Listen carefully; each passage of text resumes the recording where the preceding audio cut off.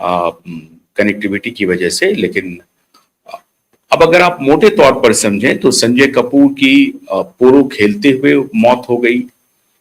मैंने बताया आपको एनडी तिवारी के बेटे के बारे में, और वो काफी स्ट्रगल कर रहे थे। एनडी तिवारी के बेटे कोर्ट से लड़ करके उन्होंने साबित किया कि हम एनडी तिवारी के बेटे हैं और जायज बेटे हैं।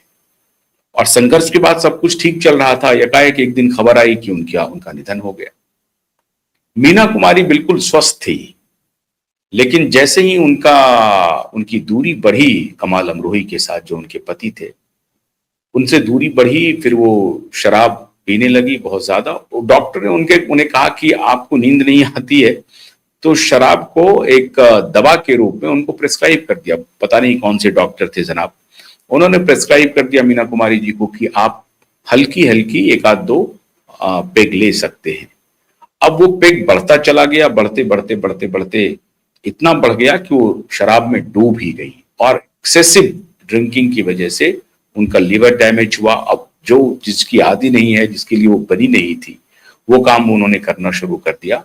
और धीरे धीरे 5 से 6 वर्ष, मतलब 39 ईयर्स, और यही 38 साल उनकी उम्र थी। अभी जो प्रतीक की है, हालांकि उनका केस अलग है, इनका केस बिल्कुल अलग है। मैं सिर्फ आपको ये बता रहा हूं कि 39 वर्ष की उम्र में मीना कुमारी जैसी अदाकारा भी इस दुनिया को छोड़ करके अलविदा हो गई। तो स्ट्रेस इतना खतरनाक है, इसको आप हल्के में ना लें। अब स्ट्रेस से दूर रहने के कारण क्या हो सकते हैं? आप एंगेज रहते हैं, बहुत सारे लोग सरमन देते हैं, लेकिन स्ट्रेस एक ऐसी बीमारी है जो न चाहते हुए भी आपको घेर लेती है, और उससे आप खुद को अलग कर नहीं सकते।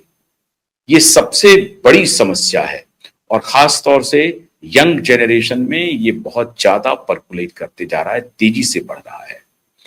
और शहरी जीवन शैली और भी आपको स्ट्रेस में डाल रहा है। गांव में भी स्ट्रेस हो रहा है, ऐसा नहीं है कि ग्रामीण इलाके में स्ट्रेस नहीं हो रहे हैं, ग्रामीण इलाके में भी स्ट्रेस हो रहे हैं। लेकिन प्रतीक यादव की जो मृत्यु है, वो अपने आप में निश्चित रूप से एक ऑर्गन के फेल्योर या किसी और बीमारी का लक्षण हो, वो अलग विषय है, वो अभी कंफर्म होगा। लेकिन इतना तो तय है कि उनके जीवन में बहुत बड़ा स्ट्रेस था, और वो मानसिक पीड़ा से गुजर रहे थे। और वो पीड़ा सबसे पहले बचपन से ही शुरू हो गई होगी। पहले तो पहचान का संकट उन्हें परेशान कर रहा होगा, और अब मृत्यु के बाद भी देखिए अखिलेश जी का जो ट्वीट है, मैं इस पर अपनी कोई प्रतिक्रिया देना नहीं चाहता, लेकिन जो ट्वीट है बहुत ही कोल्ड ट्वीट है। एक भाई हैं, वो भले ही स्टेप ब्रदर हो, लेकिन उनके पिता के ही पुत्र हैं। उनको वैधता समाज ने नहीं दी, लेकिन वो अब गुजर गए हैं। उसके बाद भी जो उनका ट्वीट है, वो इतना कोल्ड ट्वीट है जिस पर चर्चा होनी चाहिए। 2 शब्द का ट्वीट है उनका। हो सकता है कि अथाह पीड़ा में हो, इसलिए वो इस तरह की प्रतिक्रिया देने से बच रहे हों। अब ये ट्वीट उन्होंने खुद किया है या उनकी टीम ने किया है? और अगर उनकी टीम ने किया है तो उनकी टीम को क्या यही संदेश होगा कि भाई 2 लाइन का ट्वीट दे दो? या ट्वीट अगर कुछ ज्यादा हो जाता तो ट्वीट करने वाले शख्स हैं, उनके ऊपर कार्रवाई हो जाती। अब मुझे नहीं मालूम अब इसमें सच्चाई क्या है। मैं तो मानता हूं कि एक व्यक्ति की मृत्यु हुई है, और वो अगर दूर से ही सही उनसे रिलेटेड हो, तो निश्चित रूप से उनको एक गहरी संवेदना व्यक्त करनी चाहिए, जैसा कि योगी आदित्यनाथ के ट्वीट में है। उन्होंने लिखा है कि पद्मश्री मुलायम सिंह यादव जी के पुत्र, मुलायम सिंह यादव जी के पुत्र कहकर के उन्होंने संबोधित किया। ये देखिए ट्वीट में लिखा हुआ है, और मैं उनके पूरे ट्वीट को पढ़ ही देता हूं, आप पूरी तरह से समझ जाएंगे। ये उत्तर प्रदेश के पूर्व मुख्यमंत्री पद्म भूषण, मैंने विभूषण कह दिया था, पद्म विभूषण स्वर्गीय मुलायम सिंह यादव जी के पुत्र एवं उत्तर प्रदेश राज्य महिला आयोग की उपाध्यक्ष श्रीमती अपर्णा यादव जी के पति श्री प्रतीक यादव जी का आकस्मिक निधन अत्यंत दुखद है। विनम्र श्रद्धांजलि। मेरी संवेदनाएं शोक संतप्त परिजनों के साथ हैं। प्रभु श्री राम से प्रार्थना है कि दिवंगत आत्मा को सद्गति एवं शोकाकुल परिजनों को यह अथाह दुख सहन करने की शक्ति प्रदान करें। अब इस तरह से संवेदना व्यक्त की जाती है। ये है मर्यादित संवेदना जो शोकाकुल परिवार के लिए मुख्यमंत्री योगी आदित्यनाथ ने व्यक्त की है।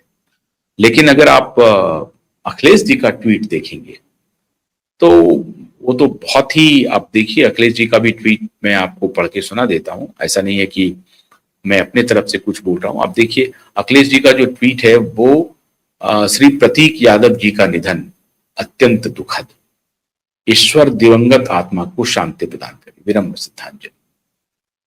अब ये हो सकता है कि वो अथाह दुख में हो, अथाह पीड़ा में हो, इसलिए वो लिखने की स्थिति में नहीं हो। लेकिन श्री प्रतीक यादव जी का निधन अत्यंत दुखद, ईश्वर दिवंगत आत्मा को शांति प्रदान करे। हालांकि इतने से भी बात बन जाती है। मैं ये नहीं कोई इस पे, मैं इस पर कोई बाल का खाल नहीं निकाल रहा हूं, निकालना भी नहीं चाहिए, लेकिन ऐसा लगता है इससे उनके स्ट्रेस को समझने में आपको आसानी होगी। मुलायम सिंह यादव के वो पुत्र थे, लेकिन उनको पुत्र का अधिकार नहीं था।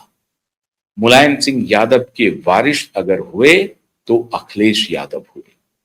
अब ये जो सामाजिक पीड़ा है जिसको वो अपने अंदर झेल रहे थे, उसे तो कोई भी ऑर्गन फेल कर सकता है। और इसलिए मैंने आपको बताया कि एनडी तिवारी के पुत्र अदालत में जाकर के आखिर में डीएनए टेस्ट करवा करके, डीएनए टेस्ट से गुजरना पड़ा। एनडी तिवारी तैयार नहीं थे।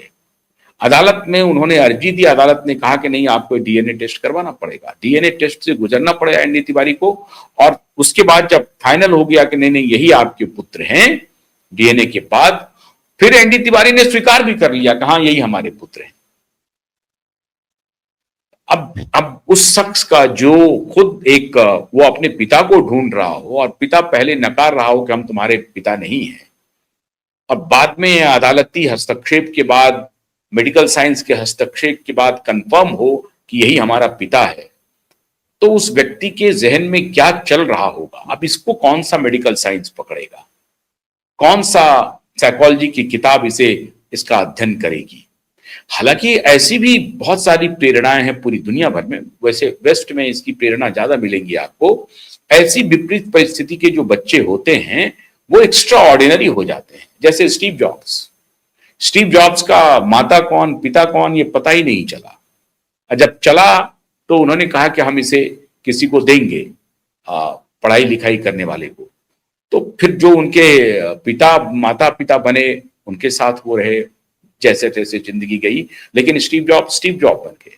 अब प्रतीक यादव तो स्टीव जॉब हो नहीं सकते हैं, या एनडी तिवारी के बेटे भी स्टीव जॉब बनने की कोई कोशिश नहीं की। तो वेस्ट में इस तरह की बहुत सारी घटनाएं हैं जो ऐसी विपरीत परिस्थिति में खुद को चट्टानी एक हौसला के साथ वो आगे बढ़ जाते हैं और फिर वो सिकंदर बनते हैं। वो दुनिया में अपना नाम दर्ज करा जाता है। हालांकि स्टीव जॉब की भी बहुत लंबी आयु नहीं रही, वो भी एक स्ट्रेस का कारण हुआ। अंततः वो कैंसर से ही गुजरे, और वो भी 60s के पहले ही गुजर गए, 50, 52, 55 के होंगे। तो इस उम्र में उनका भी पीछा नहीं छोड़ा स्ट्रेस, लेकिन फिर भी उन्होंने स्ट्रेस को मात दी। बहुत सारे, अब नील आर्मस्ट्रांग हैं जो साइकिलिस्ट हैं, वो तो दोनों पैर से असक्त थे, लेकिन उसके बाद उन्होंने पारा ओलंपिक में साइकिलिंग की, सब कुछ किया उन्होंने। तो ऐसे भी बहुत सारे एग्जाम्पल हैं, लेकिन प्रतीक का जाना निश्चित रूप से दुखद है। हमारी भी संवेदना है, हम विनम्र श्रद्धांजलि अर्पित करते हैं। ईश्वर न करे कि किसी को जीवन में इस तरह के पहचान के संकट से गुजरना पड़े। बहुत बहुत शुक्रिया। नमस्कार।